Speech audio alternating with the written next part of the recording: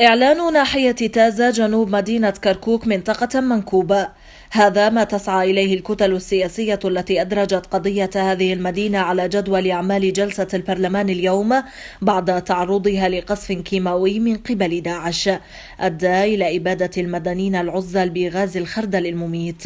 وخرج النواب بوجوب تدويل قضية تازا في المحافل الدولية. هذه جريمة النكراء التي ارتكبت بحق المواطنين العزل الذين لا ذنب لهم سوى أنهم مواطنين لا يحملون السلاح.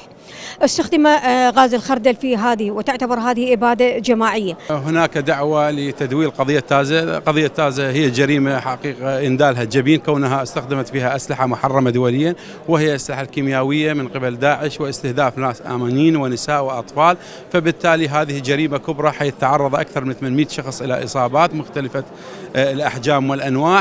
هذه جريمة أجمعت الكتل السياسية على أنها جريمة كبرى يجب أن يوقف عندها ويجب أن تدول وتطرح على المجتمع الدولي. توز خرماتو قد تكون مدخلا أو تجربة ناجحة لإبادة داعش للعراقيين بالغازات الكيماوية إن لم تتحرك الأوساط السياسية وتقف بوجه هذا الاعتداء الذي يمثل انتهاكا صارخا للإنسانية والذي اشتركت به دول كبرى وتجار ساهموا في نقل المواد الكيماوية لداعش.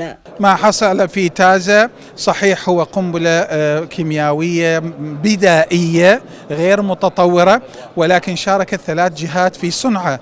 هناك خبراء أجانب الذين جاءوا مع داعش، وهناك ضباط مخابرات وضباط النظام السابق في الجيش الذين كانوا يعملون في هذا الصنف، كما أن هناك تجار ساهموا في إيصال بعض المواد بشكل وآخر وأدى إلى هذا القضية. والوقفة النيابية لا تكفي وحدها، فتحريك الضمير الإنساني العالمي هو ما تحتاجه تلك المناطق لإيقاف نزيف الدم العراقي الجاري منذ أكثر من عقد.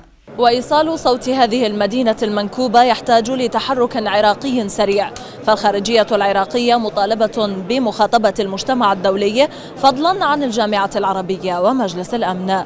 ولا شاكر، أخبار العرب، بغداد.